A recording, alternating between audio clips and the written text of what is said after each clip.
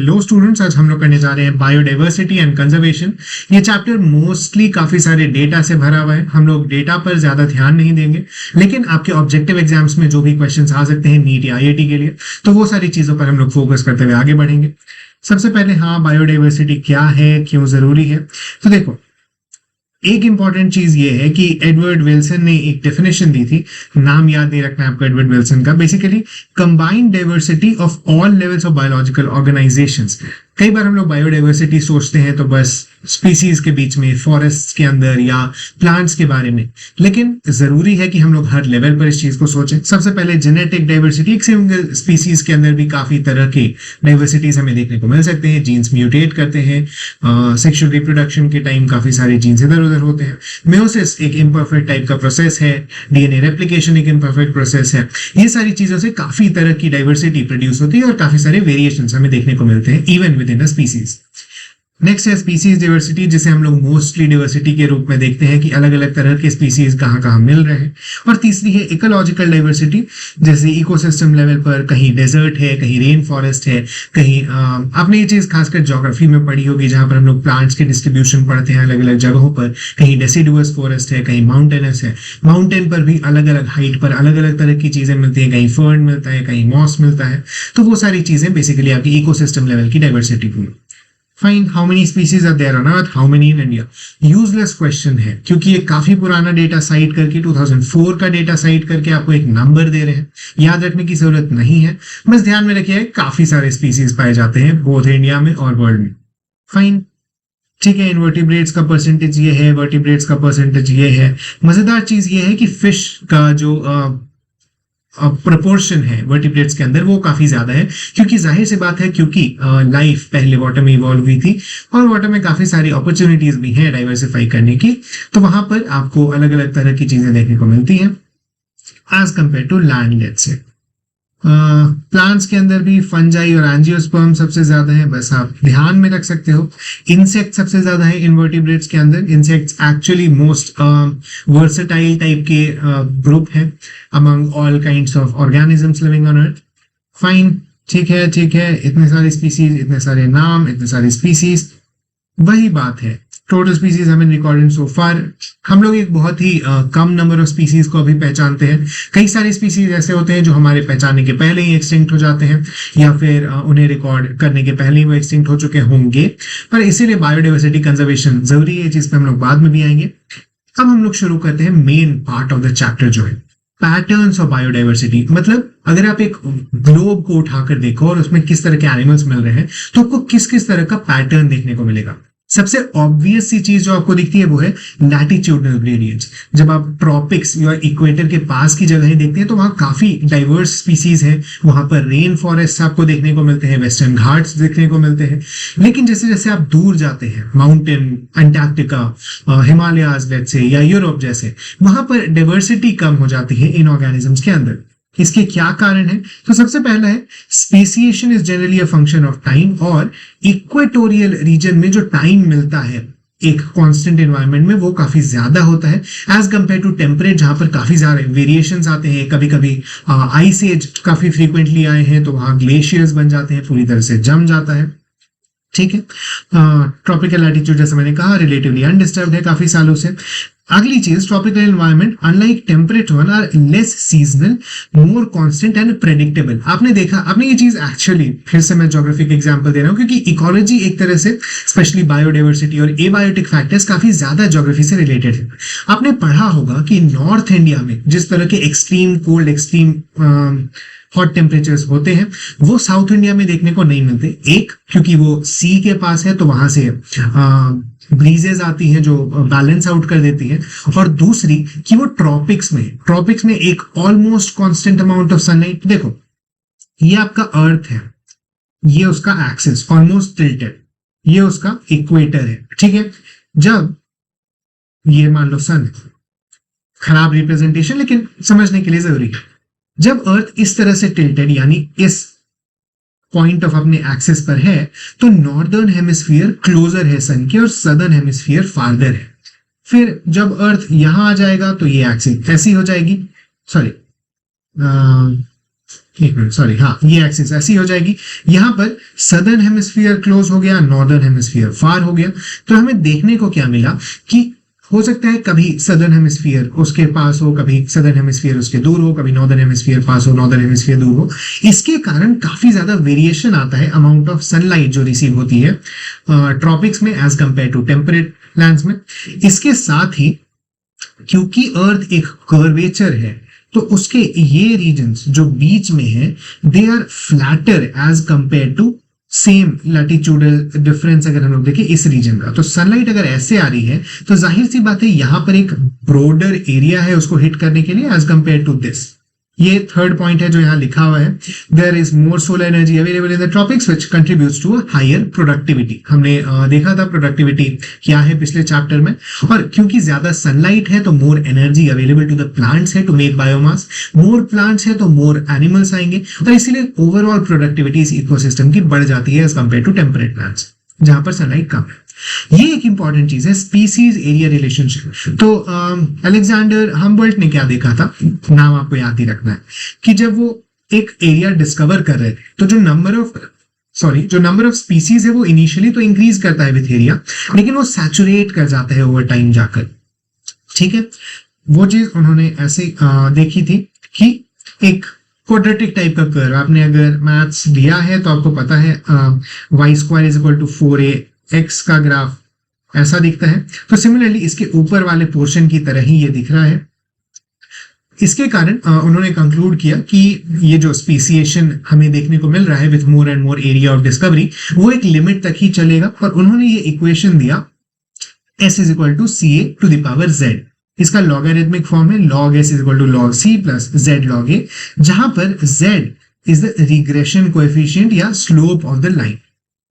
इसका मतलब क्या हुआ, जहां पर z ज्यादा है वहां पर same amount of area discovered में आपके पॉपुलेशन ज्यादा देखने को मिलेगी, या पॉपुलेशन में वेरिएशन, ज्यादा नंबर ऑफ स्पीसीज आपको देखने को मिलेंगे। जबकि अगर z कम है तो वहां स्पीसीज कम है। इसीलिए आप देखोगे कि मोस्टली z जो होता है 0.1 से 0.2 के रेंज में होता है, रिगार्डलेस आप किसी भी टैक्सोनॉमिक ग्रुप को देखिए, रीजन को देखें, चाहे आप बेंगलुरु में देख रहे हैं, ब्रिटेन में देख रहे हैं, न्यूयॉर्क में देख रहे हैं, फाइन। लेकिन अगर आप स्पीसीज रिलेशनशिप एरिया को, स्पीसीज एरिया रिलेशनशिप को एक बहुत ही बड़े स्केल पर जैसे इंटायर कॉन्टिनेंट्स को लेकर देखो, तो ये जो z है वो स्टीप हो जाता है, यानी 0.6 से 1.2 के बराबर हो जाता है। क्यों ऐसा? क्योंकि जब हम लोग एक बहुत छोटा एरिया लेते हैं तो बहुत ही हाई चांस है कि उसका जो क्लाइमेट है, वेदर नहीं, एक दिन का नहीं, क्लाइमेट जो उसका ओवरऑल वहां पर कितनी बारिश होती है, कितना टेम्परेचर रहता है, वो कांस्टेंट ही होगा उस छोटे से एरिया में। इसीलिए जो स्पीसीज है उसमें बहुत ज्यादा डाइवर्सिटी नहीं आती। लेकिन अगर आप एक पूरा कॉन्टिनेंट ले लो तो क्योंकि वहां पे डिस्टेंस का वेरिएशन काफी ज्यादा है, तो वहां पर नंबर ऑफ स्पीसीज ज्यादा आपको मिल सकती है, और इसीलिए वहां पर z का नंबर बढ़ जाता है। फाइन, ठीक है। यहाँ पर भी frugivorous birds and mammals in the tropical forest is 1.15। Tropical forest है, जैसा मैंने कहा, डाइवर्सिटी ज्यादा होती है कांस्टेंट कंडीशंस के कारण। ठीक है, इंपॉर्टेंस ऑफ स्पीसीज डाइवर्सिटी, ज्यादा कुछ इसमें याद करने का है नहीं। ठीक है, बहुत ही इंपॉर्टेंट है, बायोडाइवर्सिटी कंजर्व करना चाहिए। यहाँ पे कुछ इंपॉर्टेंट रीजंस है कंजर्वेशन ऑफ बायोडाइवर्सिटी के। लॉस ऑफ बायोडाइवर्सिटी काफी रैम्पेंट है। हम लोग जहाँ जाते हैं ह्यूमंस मोस्टली वहाँ की बायोडाइवर्सिटी खत्म कर देते हैं।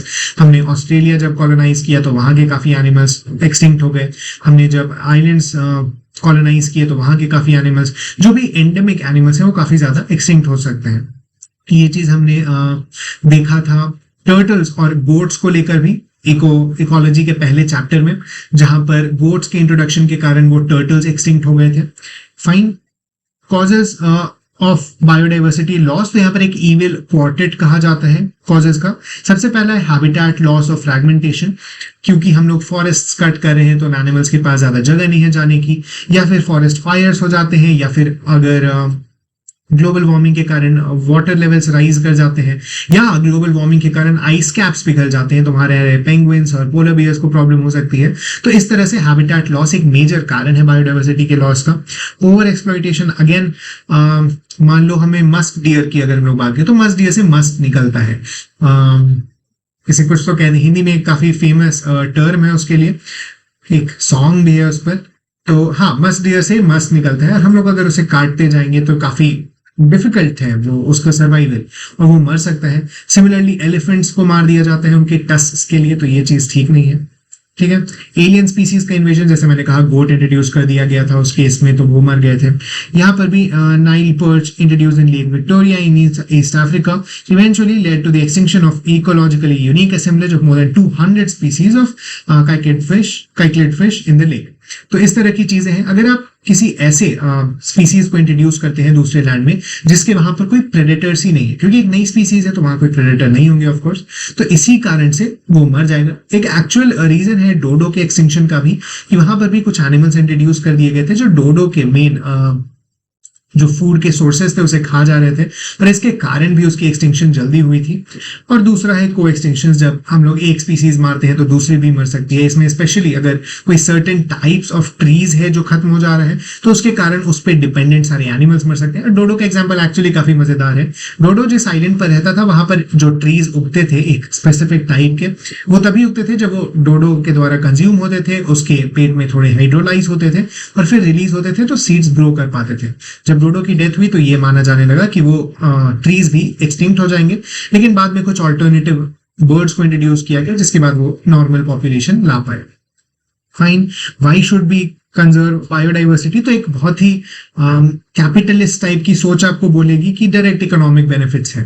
ऐसे कई सारे प्लांट्स हैं जो हमने अभी तक एक्सप्लोर नहीं किए, ऐसे कई सारे कंपाउंड्स हैं जो हमें मिल सकते हैं जो एंटीबायोटिक का काम करें, जो मेडिसिन का काम करें। हम लोग जानते हैं काफी सारे प्लांट्स के प्रोडक्ट्स हम लोग मेडिसिन के रूप में, रेजिन्स के रूप में, कॉफी, टी, कई सारी चीजें हैं जो हमें प्लांट से मिलती हैं बेसिकली। तो एक रीजन है कि हमें वो बचाना है, या फिर सिमिलरली एनिमल्स में हो सकता है या फंजाई में वो चीज हमें मिले जो हमें नहीं मिलेगी अगर वो सारे एक्सटिंक्ट हो जाएंगे। एक ये है। दूसरा है ब्रॉडली यूटिलिटेरियन। तो इसमें है बायोडाइवर्सिटी एक मेजर रोल प्ले करता है इकोसिस्टम सर्विसेज में। अगर हम लोग सारे ट्रीज काट देंगे तो ऑक्सीजन नहीं मिलेगा, वो सारे एनिमल्स मर जाएंगे, या फिर डिकम्पोजर्स नहीं बचेंगे फॉरेस्ट फायर्स के कारण, तो वो सॉइल खराब हो जाएगी। हमने जैसा देखा अब काफी ज्यादा पेस्टिसाइड यूज करने के कारण माइक्रोब्स मर गए हैं, तो वहां पर भी हम लोग देखते हैं बायोडाइवर्सिटी की लॉस हुई। और तीसरा एथिकल आर्ग्यूमेंट है कि ये प्लैनेट सिर्फ हमारा नहीं है, we owe a lot to these species, और हमें दूसरे स्पीसीज के साथ कोएग्जिस्ट रहना चाहिए, और ये बहुत ही मतलब नोबल कॉज की तरह है। ठीक है। कैसे कंजर्वेशन, ये काफी इंपॉर्टेंट है। पहला इन सीटू, यानी उस साइट पर जाकर तो हम लोग बायोडाइवर्सिटी हॉटस्पॉट्स को आइडेंटिफाई करते हैं। इन सीटू का मतलब मुझे उम्मीद है आपको पता है, जहां पर वो चीज पाई जाती है उसे वहीं पर कंजर्व करना। इसका एक बहुत ही मेजर तरीका है उस जगह को national park, wild life sanctuary type का। फिर से मैं यहाँ पर ज्योग्राफी इंड्यूस करूंगा, आपने उसकी लिस्ट पढ़ी होगी नेशनल पार्क्स की, अलग अलग जगह पर इंडिया में भी काफी जगहों पर ये चीज अनाउंस किया गया है। इसके साथ ही बायोडाइवर्सिटी हॉटस्पॉट्स वर्ल्ड में जितने हैं उन्हें भी आइडेंटिफाई किया गया। इसमें वेस्टर्न घाट्स आते हैं, श्रीलंका, हिमालयाज, यहाँ पर काफी तरह की बायोडाइवर्सिटी पाई जाती है और यूनिक है वो यहाँ की, इसीलिए उनकी प्रोटेक्शन जरूरी है। और वहां पर जैसा मैंने कहा biodiversity parks, national parks, wild life sanctuaries, इस तरह की चीजें सेटअप की जाती हैं उन्हें बचाने के लिए और ह्यूमन इंटरवेंशन कम करने के लिए उन रीजन्स में। अंडमान एंड निकोबार ले लो, जहां पर काफी सारे आइलैंड्स को कन्वर्ट कर दिया गया है ताकि वहां के निकोबार में रहने में पाए जाने वाले ट्रीज, प्लांट्स, एनिमल्स सबको बचाया जा सके। Fine, endemism. एंडेमिक स्पीसीज एक ऐसी स्पीसीज है जो एक रीजन को कन्फाइंड रहती है और कहीं और नहीं पाई जाती है दुनिया में। फाइन, सेक्रेड ग्रोव्स को बचाना जरूरी है। हमारे कंट्री में काफी सारी जगहों पर फॉरेस्ट्स और ट्रीज को पूजा जाता है, तो उन सारी चीजों से भी कंजर्वेशन होता है उन फॉरेस्ट का। Ex situ conservation is basically taking the plant or animal out of its natural environment और उसे किसी जूलॉजिकल पार्क या एक स्पेशली सेटअप किए गए रीजन में जाकर बचाना। आपने अगर रियो मूवी देखी होगी, एक एनिमेटेड अच्छी मूवी है पिक्सर की, तो वहां पर वो लोग उस बर्ड को बचाकर एक स्पेशल कंजर्वेशन जोन में लेकर आते हैं जो प्रोटेक्टेड होता है हर जगह से। ये चीज आप जूलॉजिकल पार्क्स वगैरह में भी देखते हैं जहां पर कई सारे एनिमल्स को प्रोटेक्ट करके रखा जाता है जो हो सकता है वाइल्ड में मारे जा सकते हैं। ठीक है। फिर वही अर्थ समिट की बात की गई है, तो ये सारी चीजें एक्चुअली काफी पुरानी है और इसीलिए मैं कहता हूँ डेटा वगैरह पे आप ज्यादा चाहिए नहीं, क्योंकि डेटा चेंज हो सकता है। एक एनसीईआरटी बदलेगी, आपका डेटा बदल जाएगा, आपके नेक्स्ट ईयर के एग्जाम में प्रॉब्लम हो जाएगी। इसीलिए बेसिक कॉन्सेप्ट वही है जो आपको ग्राफ दिया हुआ था स्पीसीज का एरिया के साथ, या लेट से किस तरह से प्रोटेक्शन होती है बायोडाइवर्सिटी की, या क्यों जरूरी है। ब्रॉड चीजें माइंड में रखनी है, ये लैटिट्यूड के साथ कैसे चेंज होता है। ये चैप्टर कुछ ज्यादा बहुत टफ नहीं है। All the best, thank you.